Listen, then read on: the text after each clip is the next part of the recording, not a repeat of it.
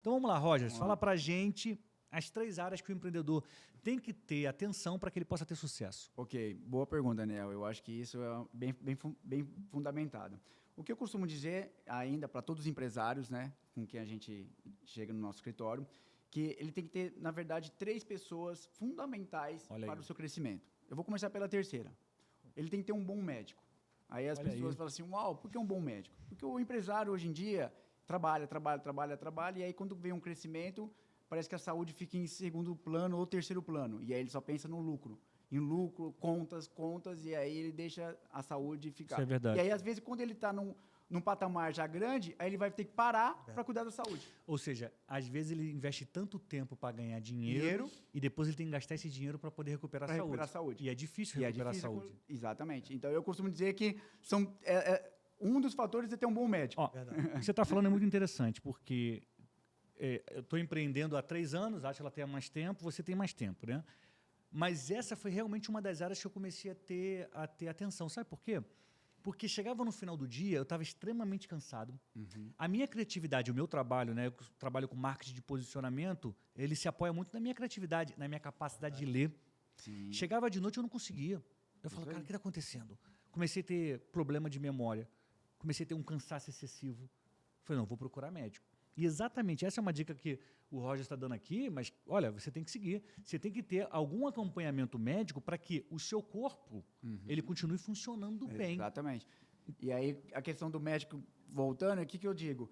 Às vezes a gente começa conversando com o dono da empresa e no final de um processo eu estou conversando com o filho, porque o dono já está numa situação que a saúde não aguenta. Então, eu costumo falar que ter um bom médico para um empresário é fundamental. A segunda coisa, eu diria, um bom advogado. Eu acho que uma estrutura, ter um bom advogado ao seu lado, vai otimizar muitos problemas, porque vai ter a questão de funcionários, questão de contratos, a questões burocráticas que tiram muito tempo do empresário. Verdade. Então, tem o crescimento, que é onde ele está focado, talvez, nas vendas, e acaba causando um protesto, tira o sono do empresário, tira o foco do empresário. E ter um bom advogado, ele simplesmente fala, passa para o fulano, passa para o ciclano. E isso eu vejo que numa corporação é fundamental. Então, o advogado tem que ter ali um advogado bom. Eu sei que depende muito da área. Sim. Mas a pergunta que eu faço qual o tipo de advogado que acaba sendo mais necessário? Qual é a área que o empresário acaba sofrendo? É no empresarial? É na trabalhista?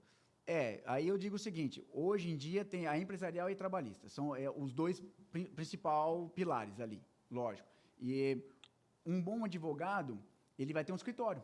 Então, o escritório ele vai ter profissionais para a área trabalhista, para a área processual, vai ter para a área empresarial. Então, ele vai ter a gama de profissionais que vai atender. Então, quando eu digo um bom profissional jurídico, um advogado é um escritório, que daí ele vai atender toda a necessidade de uma empresa. Ótimo. Não só apenas uma área.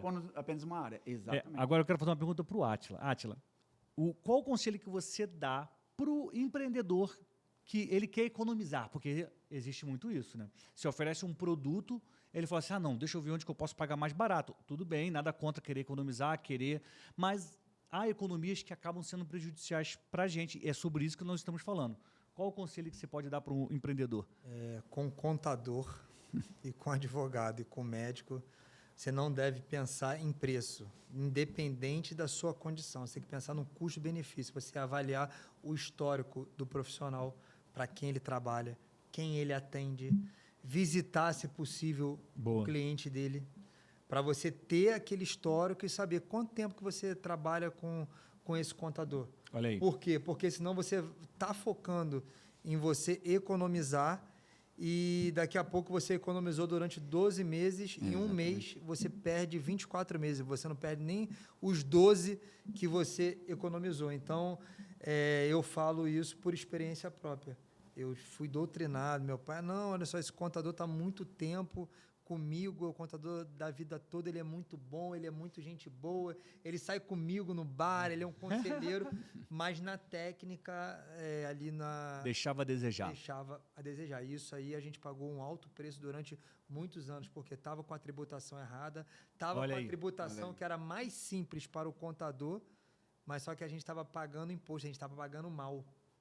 Então, quem paga mal, paga 2 vezes. Perfeito. É o famoso barato sai caro, né? Barato sai caro. Ó, você que nos acompanha aqui no Virando o Jogo, o que teve até aqui já é suficiente para você virar o jogo. Você ter atenção em 2 áreas. Com o médico para você não pifar, com o advogado para você não ter problemas que podem fechar a sua empresa. Né? Se vem uma enxurrada de ações de um erro, aí você não consegue mais empreender.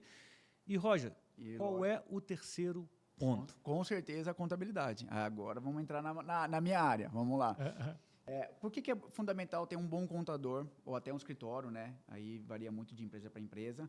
Porque, assim, o contador hoje em dia deixou de ser aquele contador há muito tempo atrás, que era o entregador de impostos. Porque muitos empresários recebiam lá o imposto para pagar e só pagava. Hoje em dia, não, acabou isso aí. O contador hoje, ele tem que ir além disso. Ele tem que ser um contador e até um consultor tributário. Então, eu costumo dizer para os meus colegas que vão ter que estudar mais, vão ter que se aperfeiçoar mais, porque a legislação está sempre mudando, está sempre entregando, e nós, contadores, temos que acompanhar o empresário. Porque o empresário começa a crescer, e é o que o Átila acabou de falar. Às vezes ele tá numa tributação até errada, mas para eu, na contabilidade, eu manter ele num regime que é mais fácil para eu contabilizar, eu gasto com menos pessoas, eu gasto...